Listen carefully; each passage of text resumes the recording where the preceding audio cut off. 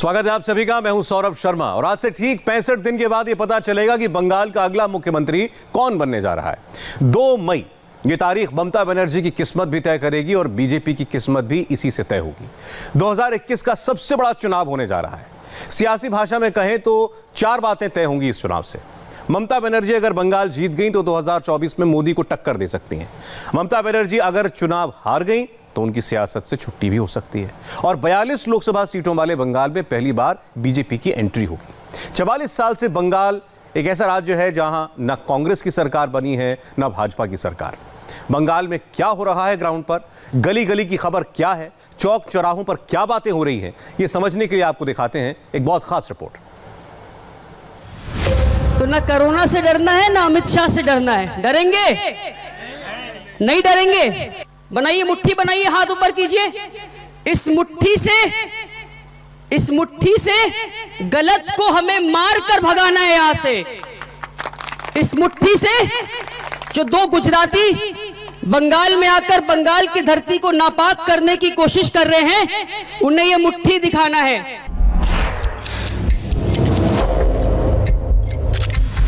बंगाल के सियासी फीवर का स्टेज सेट हो चुका है। खिलाड़ी मैदान में कूद पड़े हैं, जबरदस्त डायलॉग सुनाई दे रहे हैं। याद दिलाता हूं कि इस धरती के ऊपर इन जालिमों से अगर डरोगे, अगर इनकी तानाशाही, अगर इनकी हिटलरी जो संविधान के खिलाफ है, अगर आप बर्दाश्त करते रहोगे, ये गाजर मूली के तरह संविधान को कुचल देंगे। इस भारत के अंदर जो टोपी और दाढ़ी वाले हैं, जो नाम लेने वाले अल्लाह के और उसके रसूल के, इसको भी नहीं छोड़ने की, ये बल्कि खत्म करने की प्लानिंग और तैयार और साजिशें रच रहे हैं। मौलाना ब्रिगेड ने मोर्चा संभाल लिया है। मोदी के खिलाफ खुलकर प्रयोग किया जा रहा है। मुस्लिम कार्ड खेला जा रहा है। डायरेक्ट अटैक किया जा रहा है। कम बोलने वाला आज कोई दिखता ही नहीं है। और एक बेचारा था वो बिल्कुल ही कम, वो बोलता ही नहीं था इनसे पहले वाला, मनमोहन सिंह। वो बेचारे बोलते ही नहीं थे, हंसते रहते थे। और ये बेचारे चुप नहीं रहते हैं, ये बोलते ही रहते हैं। इनको खुद नहीं मालूम हम बोल क्या रहे हैं, झूठ है कि सच है। इन सब के बीच हेडलाइंस छपने लगी हैं। कोई बीजेपी की जीत का दावा कर रहा है, कोई बंगाल में बीजेपी के बढ़ते ग्राफ पर सर्वे कर रहा है। दीदी की पार्टी के इंटरनल सर्वे में नतीजों से पहले का डर दिख रहा है। कोई बंगाल में बीजेपी की जीत को जरूरी बता रहा है तो कोई ओवैसी और ममता को अभी भी छुपा रुस्तम बता रहा है। मगर ग्राउंड जीरो पर क्या हालात हैं? इस बार कौन जीत रहा है बंगाल? इस पर लोगों की क्या राय है? ममता की ताकत रंग लाएगी या मोदी का मैजिक चलेगा? बंगाल चुनाव में दीदी की पॉलिटिकल स्कूटी दौड़ेगी या पंचर होगी? या बीजेपी के चुनावी पहिए को बंगाल की जनता रफ्तार देगी? जिस उंगली में खड़े होकर प्रधानमंत्री मोदी ने दीदी को चैलेंज किया, वहां कितना हिंदू मुस्लिम फैक्टर है जो फुरफुरा शरीफ बंगाल की सियासत का टर्निंग पॉइंट साबित होगा? वहां क्या चल रहा है? पीरजादा अब्बास के इलाके का मूड क्या कहता है? चुनाव की तारीख के ऐलान के बाद बंगाल में ऑन ग्राउंड सिचुएशन क्या है? आज हम एक एक करके आपको सब बताएंगे। मगर ग्राउंड जीरो पर उतरने से पहले जरा सोशल मीडिया की दुनिया में चलते हैं, क्योंकि इस वक्त दुनिया की असली स्क्रिप्ट वहीं लिखी जा रही है। मोदी के खिलाफ नफरत का माहौल कैसे पैदा किया जा रहा है, पहले इसका एक सैंपल सुनिए। सरकार नहीं बना रही है, इस बात की गारंटी कोई नहीं दे सकता। हम तो दुआ करते हैं कि बीजेपी सरकार ना बनाए, मगर अगर बीजेपी सरकार बना लेती है बंगाल में, फिर क्या होगा? फिर क्या होगा? सुनिए क्या होगा। अब जब बीजेपी अब तक सरकार नहीं बनाई है तो आधे लोग मौजूदा पार्टी से बीजेपी में जा चुके हैं। जब सरकार बना लेगी तो पूरे उठकर बीजेपी में चले जाएंगे, फिर कोई नहीं आएगा बचाने आपको। पहले से लिखी गई स्क्रिप्ट के मुताबिक ऐसी बातें करके लोगों के दिल और दिमाग में डर फैलाया जा रहा है, मगर असली एजेंडा इसी वीडियो के अगले हिस्से में सुनाई देता है। खुलकर दीदी का प्रचार होता है और बताया जाता है कि किसके दम पर बंगाल में इनका राज है, और ये बाकायदा ऐश भी कर रहे हैं। ध्यान से सुनिएगा। आज किसके दम पर हम खुश हैं, किसके दम पर हम राज कर रहे हैं, हम ऐश कर रहे हैं? हम तो सोचते हैं जो मौजूदा पार्टी रूल कर रही है, जो मौजूदा सरकार है वो हमें बचाएगी। तो सुन लीजिए, उत्तर प्रदेश के लोग भी ऐसा ही सोचे थे कि समाजवादी पार्टी हमें बचा लेगी, मगर जब बीजेपी सरकार आई तो समाजवादी पार्टी नहीं बचा सकी। मध्य प्रदेश के लोग भी ऐसा ही सोचे थे कि कांग्रेस हमें बचा लेगी, जब बीजेपी सरकार आई तो कांग्रेस नहीं बचा सकी। तो हमें इन राज्यों से सबक सीखना है। बंगाल चुनाव की तारीख का ऐलान शुक्रवार को हुआ, मगर सोशल मीडिया की दुनिया में बंगाल के मुस्लिम वोटर्स को भड़काने और बहकाने की तैयारी नॉनस्टॉप चल रही है। एजेंडा वही है, लोगों को अभी से ही एनआरसी और सीए वाला डर दिखाया जा रहा है, वीडियो फैलने लगे हैं। सीए और एनआरसी मुड़ला रहा है हमारे सरों पर, इतना याद रखिएगा। ये सच है, फिर सुन लो, ये सच है कि हम इस देश के प्रधानमंत्री नहीं बन सकते हैं, लेकिन ये भी सच है कि हमारे बगैर कोई दूसरा भी नहीं बन सकता है। खुली चुनौती दे के आता हूं, डॉक्टर जाकिर नाइक की तरह बाहर नहीं हूं मैं, इंडिया में हूं। अगर एक शब्द भी गलत हो तो अरेस्ट करिए हमें। कि क्या हो रहा है, माहौल क्या है और देश को क्या बनाने की कोशिश की जा रही है, इसको सब समझ रहे हैं।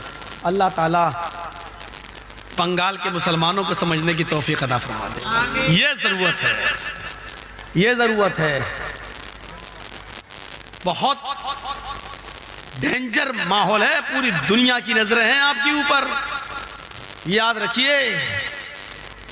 और आपको बता दूं, 100 रुपए मिलते थे तो हम यहीं चिपके थे, अब किसी ने कह दिया हम तुम्हें 1000 देंगे। इसलिए लोग ये नहीं देख रहे हैं कि बंगाल में कौन आएगा कौन नहीं आएगा, वो ये देख रहे हैं कि 100 की जगह पर हमें 10 गुना ज़्यादा मिलने वाला है, इसलिए इसको पकड़ लो। बंगाल वालों, बिहार वालों की तरह कभी गलत कदम मत उठा जाइएगा।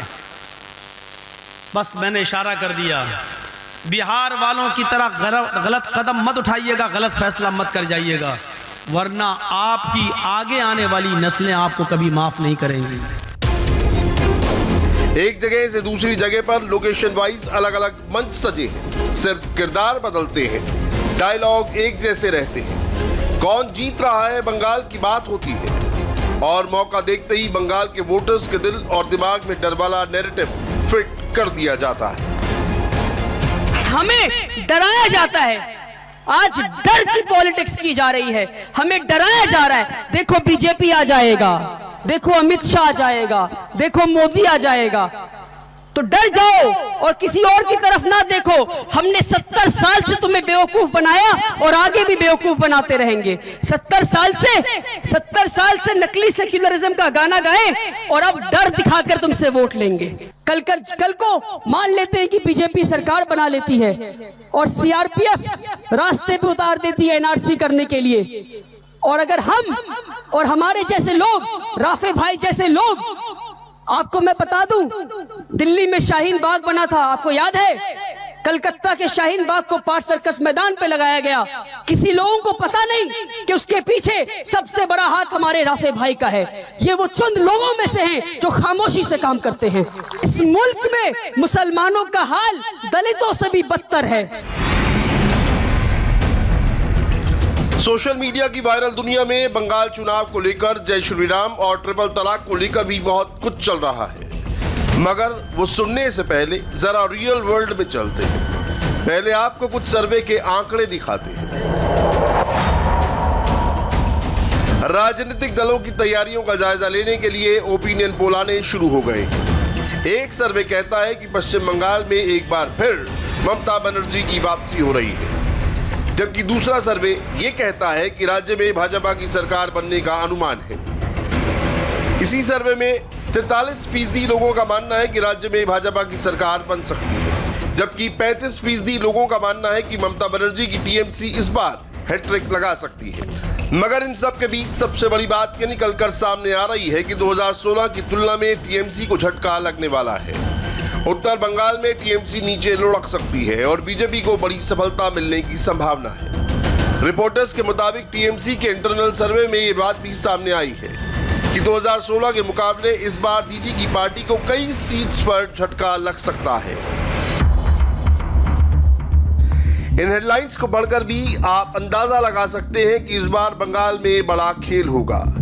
ऐसा लग रहा है कि मोदी ने दीदी के वोट बैंक में सेंध लगा दी है।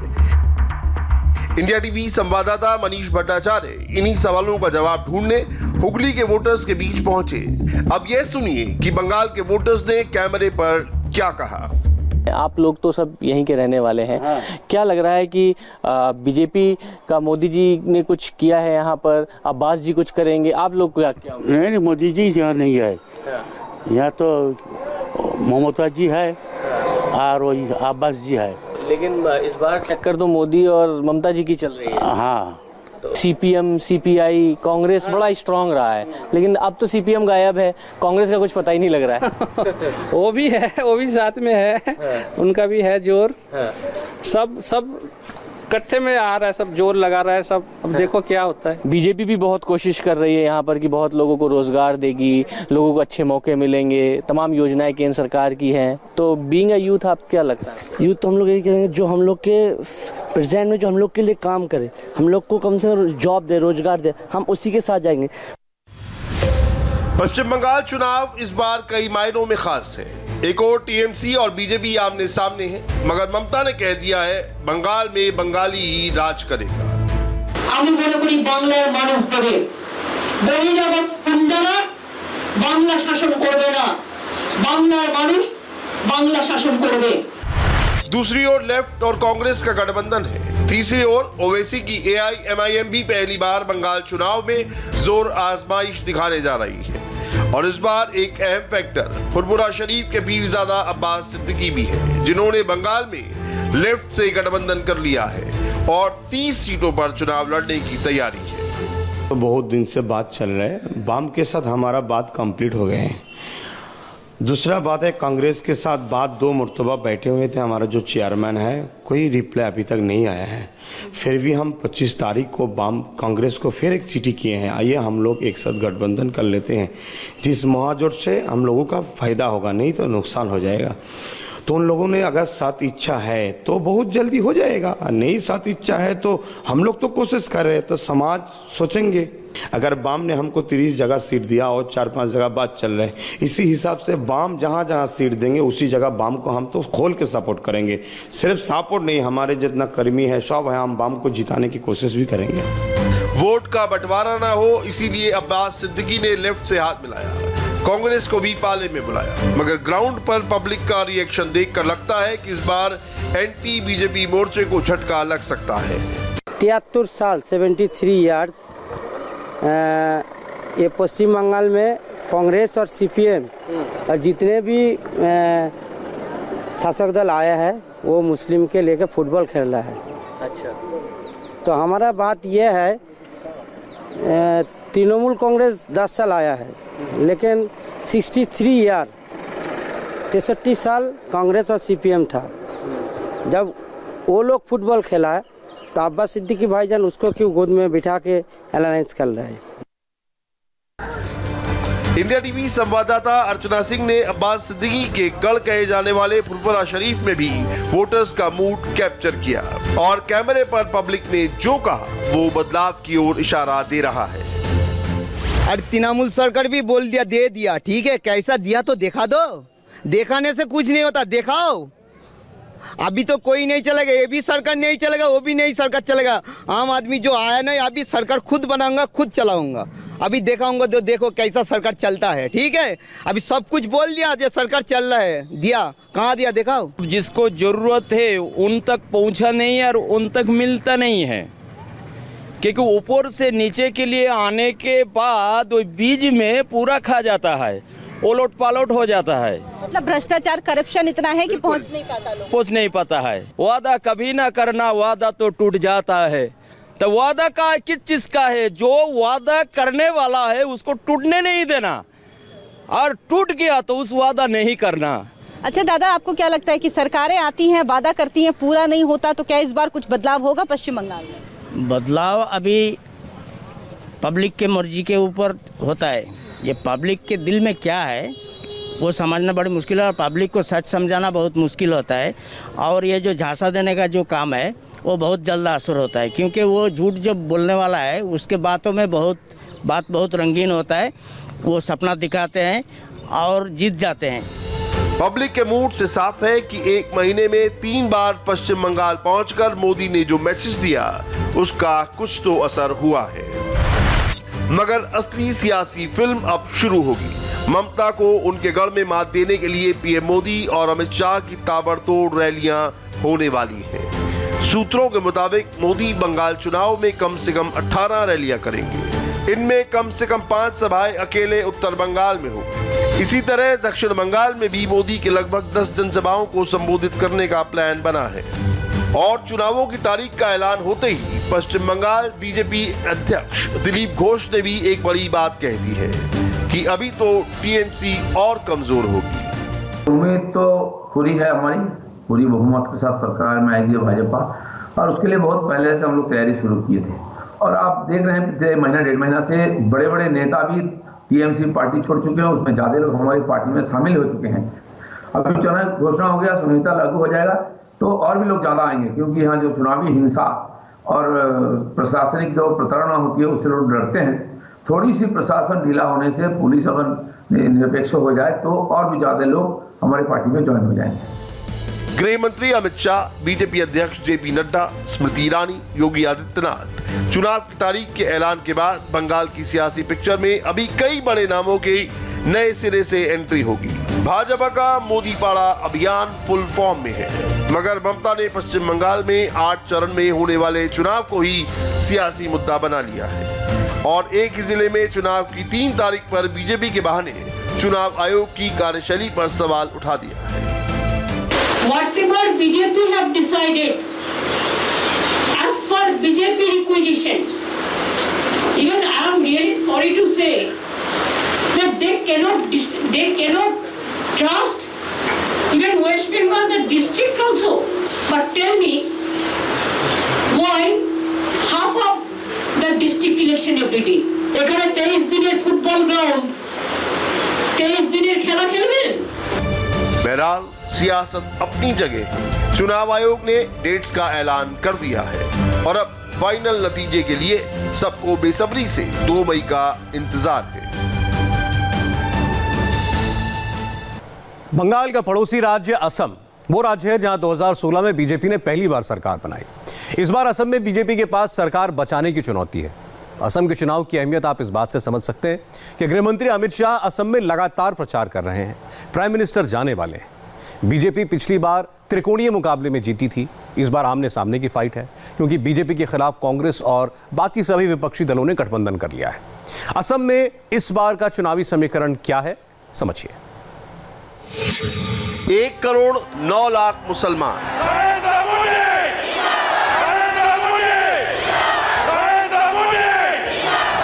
देसी और बाहरी पर घमासान,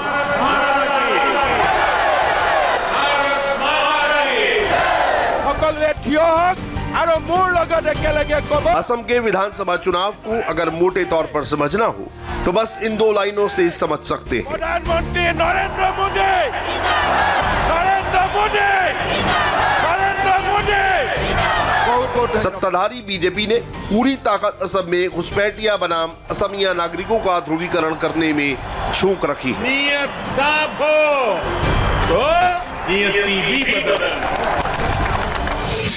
असम के कुल 1 करोड़ 9 लाख मुसलमानों में से सिर्फ 86 लाख को असमिया मुसलमान कहा जाता है। बाकी के करीब 55 लाख मुसलमानों को बांग्लादेशी घुसपैठिया कहकर टारगेट किया जाता है। ये गैर असमिया मुसलमान वोट बैंक भी हैं और हिंदू वोटों के ध्रुवीकरण का जरिया भी है। असम में मुसलमान वोटों की ऐसी अहमियत है कि एक तरफ तो oil India United democratic front के बदरुद्दीन अजमल इस पर अपना इकलौता दावा करते हैं,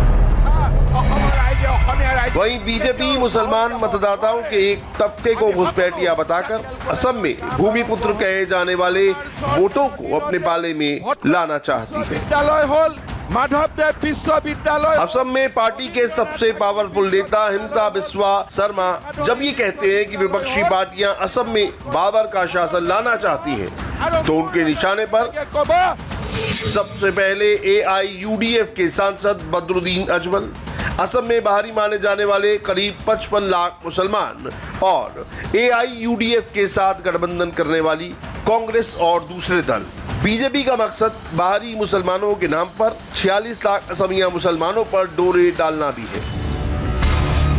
वहीं AIUDF के बदरुद्दीन अजमल की बंगाली भाषी मुसलमानों में अच्छी पैठ मानी जाती है और यही कारण है कि हर बीजेपी नेता के निशाने पर बदरुद्दीन अजमल होते हैं। अजमल के साथ जो बैठे हैं वो घुसपैठ रोक सकते हैं क्या? जोर से बोले, रोक सकते हैं क्या?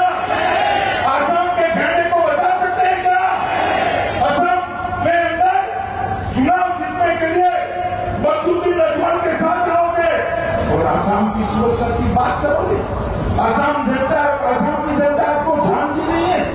आप क्या बदरुद्दीन अजमल की भाषा नहीं सुनते हो? इस प्रकार की घोर कौमवादी बात करने वाले के साथ उसी के मुंह में आप मिलते हो। असम की जनता असम में 5 साल से सरकार चला रही बीजेपी के लिए चुनाव जीतने का सबसे बड़ा कार्ड यही है। असमिया और घुसपैठिया के नाम पर मुस्लिम वोटों का बंटवारा और मुस्लिम वोट के नाम पर हिंदू वोटों का ध्रुवीकरण। इस बार के चुनाव में बीजेपी के लिए ऐसा कर पाना बड़ा चैलेंज है, क्योंकि एक तो वो पिछले 5 साल से सत्ता में है और घुसपैठियों के खिलाफ कोई ठोस एक्शन नहीं हो सका है। NRC के जरिए घुसपैठियों को बाहर निकालने का वादा करके सत्ता में आई बीजेपी का NRC और CAA वाला दांव हवा में ही लटका है। इससे असम के हिंदू वोटरों का एक तबका भी नाखुश है। 2019 में NRC की फाइनल लिस्ट जारी हुई तो असम के 19 लाख लोगों का नाम इसमें नहीं था। इनमें से ज्यादातर लोग हिंदू थे, बांग्ला भाषा बोलने वाले थे। ये लोग बीजेपी से नाराज हो गए। वोट गंवाने के डर से NRC का काम तब से अधूरा ही पड़ा है। इसी तरह गैर हिंदू घुसपैठियों को बाहर करने के मकसद से लाया गया नागरिकता का संशोधन कानून CAA का भी असम में भारी विरोध हुआ। असम के मूल निवासियों ने ये कहकर इसका विरोध किया कि इससे असम में भारी लोगों की आबादी बढ़ जाएगी, उनकी अपनी संस्कृति छिन जाएगी। इस कांग्रेस ने असम के युवाओं पर गोली चलाई। यही कारण है कि अब असम में बीजेपी की चुनावी रैलियों में ना CAA का जिक्र होता है और ना ही NRC का। असम के चुनाव में इस वक्त बीजेपी का सबसे बड़ा target all India United democratic front के मुखिया बदरुद्दीन अजमल हैं। अजमल असम में एक बड़ी सियासी हस्ती हैं और इस बार बदरुद्दीन अजमल ने कांग्रेस के साथ समझौता किया है। वो खुलकर बीजेपी को सत्ता से हटाने के लिए किसी भी हद तक जाने की बात करते हैं। 2016 के चुनाव की बात करें तो असम की कुल 126 सीटों में से बदरुद्दीन अजमल की AIUDF ने 13 सीटें जीती थी। वहीं कांग्रेस के हिस्से में 26 सीटें आई थी। बीजेपी ने 60 सीट और असम गण परिषद ने 14 सीट जीती थी। असम के बंगाली मुसलमानों में अच्छी पैठ रखने वाले बदरुद्दीन अजमल और कांग्रेस दोनों की कोशिश है कि राज्य में मुस्लिम वोटों का बंटवारा न होने पाए। अजमल कह चुके हैं कि वो इसके लिए सीटों की कुर्बानी देने को भी तैयार हैं। कांग्रेस और AIUDF ने चुनाव से पहले गठबंधन किया है। इस गठबंधन में CPI, CPM, CPI-ML और आंचलिक गण मोर्चा शामिल है। वहीं बीजेपी ने असम गण परिषद के साथ गठजोड़ किया है। बीजेपी ने बोडो के मूल निवासियों यानी भूमिपुत्रों, असम में अच्छी खासी तादाद में बसे नेपाली हिंदुओं, बाहर से आकर बसे हिंदुओं और दूसरे इलाकों के लोगों को भारतीय और हिंदू की पहचान से एकजुट करने की जबरदस्त कोशिशें पिछले कुछ वक्त में की और पार्टी काफी हद तक इसमें सफल भी रही है। लेकिन जिस तरह छोटी छोटी पार्टियां बीजेपी विरोधी खेमे में जुट रही हैं, उससे पार्टी को हिंदू वोट बैंक में सेंध लगने का डर है। असम आंदोलन के वक्त जिस कांग्रेस ने असम के युवाओं पर गोली चलाई, इसको जिताने के लिए आंदोलन करने वाले अलग अलग नाम से भारतीय जनता पार्टी के वोट काटने के लिए खड़े। उनका मकसद है कांग्रेस को जिताना।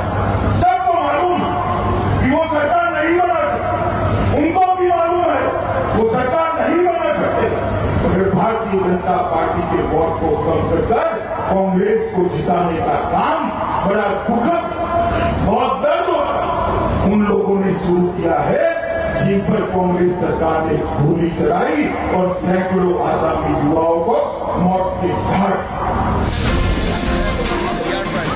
असम में बीजेपी को नागरिकता संशोधन कानून यानी सीएए से भी नुकसान होने की आशंका है। असमिया भाषी लोगों को डर है कि इस कानून से बांग्लादेश से आए हिंदू प्रवासियों को असम में स्थायी रूप से रहने का मौका मिल जाएगा और असम की अपनी पहचान खत्म हो जाएगी। इसीलिए इस बार के विधानसभा चुनाव में दांव सिर्फ मुस्लिम नहीं बहुसंख्यक हिंदू वोटों पर भी लगा है। दक्षिण के जिन 2 राज्यों और एक केंद्र शासित प्रदेश में चुनाव होने वाले हैं, वहां बीजेपी कभी भी सत्ता में नहीं रही है, बल्कि बीजेपी कभी डबल डिजिट तक को नहीं छू पाई। लेकिन ये 3 राज्य ऐसे हैं जहां विधानसभा की 407 सीटें हैं। इसलिए साउथ के इलेक्शन को प्रधानमंत्री मोदी का मिशन इम्पॉसिबल कहा जा रहा है। क्या इन 3 स्टेट्स में से कहीं पर भी बीजेपी के लिए चुनाव जीतना मुमकिन है? क्या केरल की रक्त रंजित राजनीति दूर हो पाएगी? इन सवालों के जवाब हमने अपनी इस रिपोर्ट में तलाशने की कोशिश की।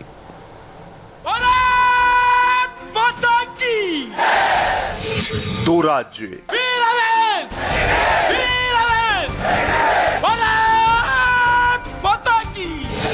एक केंद्र शासित प्रदेश, नरेंद्र मोदी जी, नरेंद्र मोदी जी।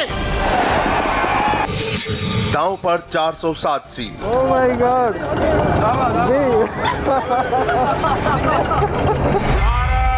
माता के दक्षिण भारत का ये सबसे बड़ा सियासी समर है। तमिलनाडु, केरल और पुडुचेरी में विधानसभा चुनाव की तारीखों का ऐलान हो गया है।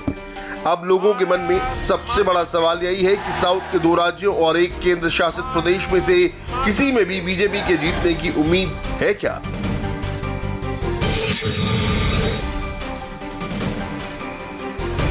तीनों ही राज्यों के चुनावी इतिहास और पिछले चुनाव के वोटों के समीकरण देखें तो इस सवाल का जवाब ना में मिलता है। तमिलनाडु हो, केरल हो या फिर पुडुचेरी, पिछले कई दशकों से यहाँ के राजनीतिक समीकरण क्षेत्रीय पार्टियों के 2 ध्रुवों में बटे नजर आते हैं।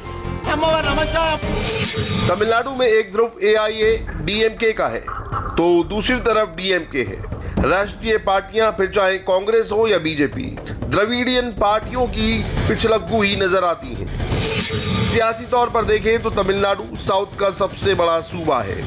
39 लोकसभा सीट और 234 विधानसभा सीटें हैं।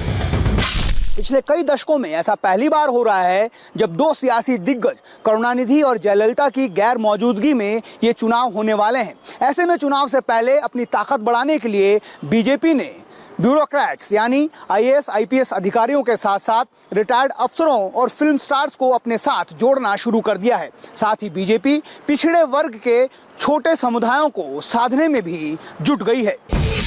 इस बार बीजेपी तमिलनाडु में AIADMK के साथ मिलकर चुनाव लड़ रही है। वहीं उसके मुकाबले है स्टालिन की अगुवाई वाला DMK कांग्रेस का गठबंधन। AIADMK पिछले 10 साल से राज्य की सत्ता में है और अब तीसरी बार जीतने के लिए जान लड़ा रही है। लेकिन AIADMK में जयललिता के निधन के बाद से ही फूट पड़ी हुई है। एक तरफ मुख्यमंत्री E.K. पलानीस्वामी है तो दूसरी तरफ डिप्टी CM O पनीरसेल्वम का धड़ा है। हालांकि दोनों खेमों ने फिलहाल हाथ मिलाया हुआ है। इसकी सबसे बड़ी वजह है जयललिता की करीबी रही शशिकला, जिन्हें पनीरसेल्वम और पलानीस्वामी ने मिलकर पार्टी से बाहर निकाल दिया था। अब शशिकला जेल से बाहर आ गई हैं और पार्टी को एकजुट करने के नाम पर किंगमेकर बनना चाहती हैं। AIADMK की इस अंदरूनी लड़ाई में बीजेपी को अपने लिए बड़ा मौका दिख रहा है। 2019 के आम चुनाव में NDA को तमिलनाडु में बस 4% वोट मिले थे। इस बार के असेंबली इलेक्शन में बीजेपी इसे दहाई तक ले जाना चाहती है। इस लक्ष्य को हासिल करने के लिए बीजेपी प्रधानमंत्री नरेंद्र मोदी की छवि का भरपूर इस्तेमाल कर रही है। पिछले 15 दिनों के दौरान नरेंद्र मोदी 2 बार तमिलनाडु का दौरा कर चुके हैं। इस दौरान उन्होंने तमिलनाडु में करीब 21,000 करोड़ रुपयों की योजनाओं की शुरुआत की। और ये याद रखिए कि पूरा चुनाव कोरोना काल में हो रहा है, इसलिए कोरोना के बारे में भी जानकारी रखना जरूरी है। तो ब्रेक के बाद आपको हम बताएंगे कोरोना का आज का आंकड़ा।